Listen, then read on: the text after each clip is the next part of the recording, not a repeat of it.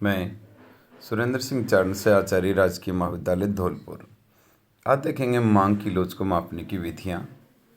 मांग की लोच को मापने की जो पहली विधि है प्रतिशत या अनुपातिक रीति। प्रोफेसर फ्लेक्स के अनुसार मांग के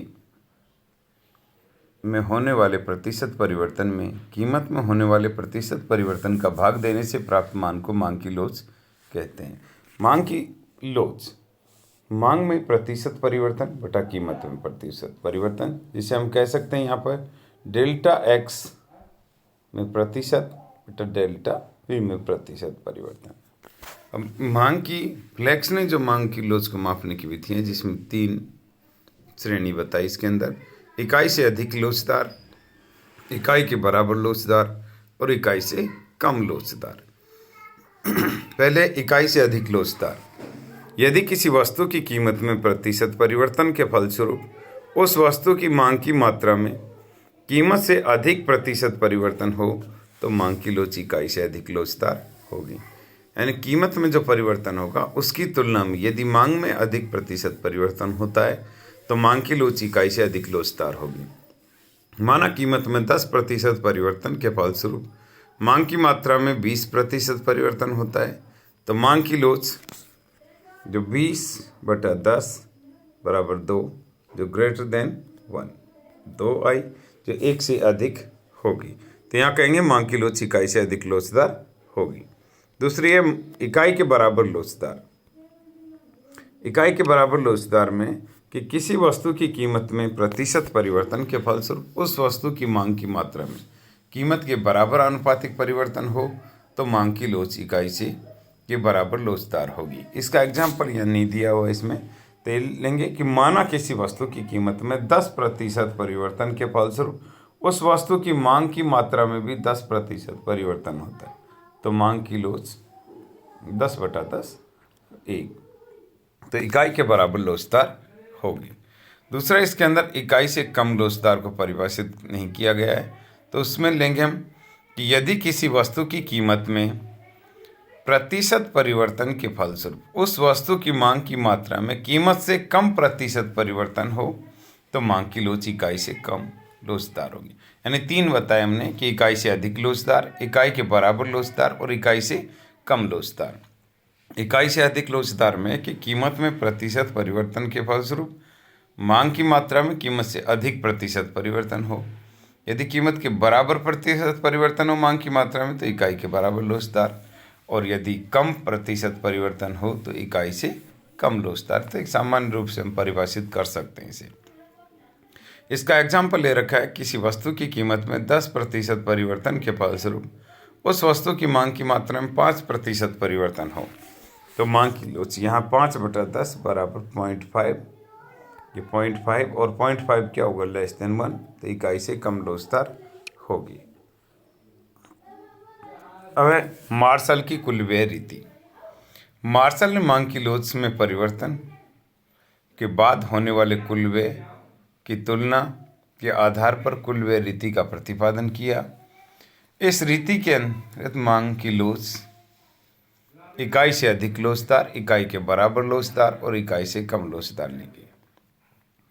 यानी कुल व्यय कीमत में परिवर्तन से पहले और कीमत में परिवर्तन के बाद कुल व्यय में होने वाले परिवर्तन के आधार पर मांग की लोच ली गई है। इसका एक हम सिंपल इस तरीके से देख सकते हैं, इकाई से अधिक लोचदार। यदि कीमत के बढ़ने पर कुल व्यय घटता है या कीमत के घटने पर कुल व्यय बढ़ता है, यानी कीमत और कुल व्यय के अंदर विपरीत संबंध होता है तो मांग की लोच इकाई से अधिक लोचदार होगी। इकाई के बराबर लोचदार यानी कीमत के घटे या बढ़े कुल व्यय स्थिर रहता है तो मांग की लोच इकाई के बराबर लोचदार होगी। कीमत की मांग की इकाई से कम लोचदार यानी कीमत के बढ़ने पर कुल व्यय बढ़े, कीमत के घटने पर कुल व्यय घटे तो मांग की लोच इकाई से कम लोचदार होगी। यानी यहाँ कीमत और कुल व्यय के संबंध को देखना है कि कीमत बढ़ने पर कुल व्यय घटता है। ये कहें कि हम कीमत और कुल व्यय के बीच में अगर विपरीत संबंध पाया जाए तो मांग की लोच इकाई से अधिक लोचदार होगी, और घटने या बढ़ने पर कोई परिवर्तन ना हो तो मांग की लोच इकाई के बराबर लोचदार होगी।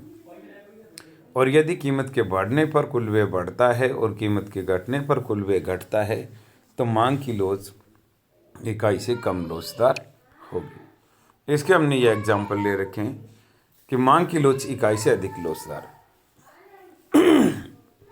जब किसी वस्तु की कीमत बढ़ने पर कुल व्यय घटता है तथा कीमत के घटने पर कुल व्यय बढ़ता है, यानी अर्थात कीमत व कुल व्यय के बीच विपरीत संबंध पाया जाता है, तो मांग की लोच इकाई से अधिक लोचदार होगी। इसके लिए हम ये सिंपली एग्जाम्पल ले सकते हैं कि माना कीमत है 2 रुपये, मांग की मात्रा है 100, तो कुल व्यय होगा 200। अब कीमत बढ़कर के अगर 4 हो जाती है तो मांग की मात्रा घट करके 40 रह जाएगी, तो कुल व्यय 160। तो यहाँ कीमत बढ़ने पर कुल व्यय घटा। और एक लेते हैं, अगर कीमत घट करके 2 रुपये हो जाए तो मांग की मात्रा बढ़कर 220 इकाई, इसको इंटू किया तो 200, तो कीमत के घटने पर कुल व्यय बढ़ा। यानी यहाँ विपरीत संबंध दर्शाया कि कीमत के बढ़ने पर कुल व्यय क्या हुआ, बढ़ा, और कीमत के घटने पर बढ़ा और बढ़ने पर घटा, विपरीत संबंध हुआ तो मांग की लोच इकाई से अधिक लोचदार होगी। इसके लिए हम इस तरीके से एक रेखा चित्र बना सकते हैं। देखिए इस रेखा चित्र में इस तरीके, ये वक्र ऐसे होगा थोड़ा, ठीक है। यहाँ प्रारंभिक व्यय हो गए ये हमारा, यहाँ P कीमत, A इसको Q और यहाँ O, यानी कीमत जब OP होती है तो कीमत OP पर मात्रा कितनी खरीदी जा रही है, OQ, ठीक है। तो यहाँ कुल व्यय कितना हो गया, OPAQ क्षेत्र के बराबर कुल व्यय होगा। अब कीमत अगर घट जाती है तो कीमत घट जाएगी, ये हो गया क्षेत्र। तो यहाँ क्या होगा, P1, और यहाँ पर इसको B पॉइंट दे सकते हैं, यहाँ को Q1 दे सकते हैं, और यहाँ T पॉइंट दे सकते हैं कोई। तो यहाँ हमारे पास अब क्या हो जाएगा, कीमत के घटने पर कीमत घटी तो कुल व्यय जो हमारे पास ये है, ये जो भाग ये आ गया। अब इसमें देखिए कीमत जो हमारे पास घटने पर कुल व्यय में जो परिवर्तन हुआ, पहले हमारे पास घटने वाला क्षेत्र तो ये हो गया और बढ़ने वाला क्षेत्र ये हो गया। इसलिए इस वक्र को हम क्या लेते हैं, थोड़ा सा इस तरीके से लें, ऐसे जो परिवर्तन ज़्यादा दिखाई देगा। जैसे कीमत में परिवर्तन की तुलना में मांग की मात्रा में ज़्यादा परिवर्तन होगा। तो यहाँ क्या हुआ कि कीमत के घटने से कुल व्यय में तो कमी इतनी हुई और वृद्धि इतनी हुई, तो यहाँ वृद्धि वाला क्षेत्र कमी वाले क्षेत्र की तुलना में क्या है, ज़्यादा है। तो यहाँ कह सकते हैं कि कीमत के घटने पर कुल व्यय बढ़ता है तो मांग की लोच इकाई से अधिक लोचदार होगी। अब लेते हैं इकाई के बराबर लोचदार, कि जब किसी वस्तु की कीमत में कमी या वृद्धि होने पर कुल व्यय स्थिर रहता है तो मांग की लोच इकाई के बराबर लोचदार होती है। यहाँ कीमत 2 रुपये थी, मात्रा 100 रुपये, कुल व्यय 200 रुपये। कीमत बढ़कर 4 रुपये हुई तो मांग की मात्रा घट करके 50 हो गई, कुल व्यय रहा 200। ऐसे कीमत घट करके 1 होने पर मात्रा बढ़ करके 200 हो गई तो कुल व्यय रहा 200। यानी कीमत घटी या बढ़ी, कुल व्यय क्या रहा, स्थिर रहा, तो मांग की लोच इकाई के बराबर लोचदार होगी। अब इसके लिए जो वक्र बनाएंगे वो आयताकार हाइपरबोला आकृति का बनाएंगे, इस तरीके से, जो इस तरीके से आता हुआ।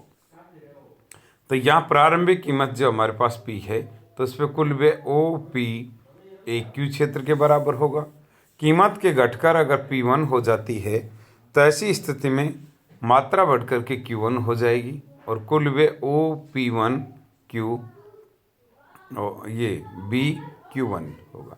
तो यहाँ जो इस क्षेत्र की तो कमी हुई है कीमत के घटने पर और ये क्षेत्र बढ़ा है, तो ये कमी वाला क्षेत्र वृद्धि वाले क्षेत्र के बराबर होता है, अतः यहाँ मांग की लोच इकाई के बराबर लोचदार होगी।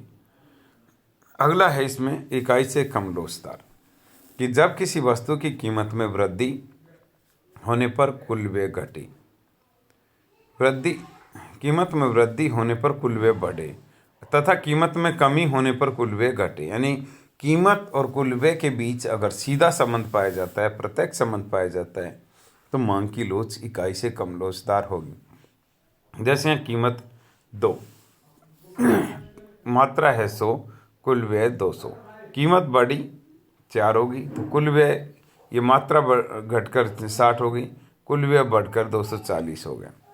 ऐसे ही हम कीमत घटने पर कीमत 1 रुपये हुई तो यहाँ हमारे पास मात्रा घट करके ये मात्रा जो पहले 100 थी तो 180 है यहाँ पर, ठीक है। मात्रा बढ़ कर के 180 हो गई, तो यहाँ कुल व्यय जो बढ़ कर के वो हमारे पास घट कर के 180 हो गया। यहाँ जहाँ पर 80 दे रखा है उसकी जगह में करना 180। तो यहाँ कीमत के घटने पर कुल व्यय क्या हो गया, घट गया। तो मांग की लोच इकाई से कम लोचदार होगी।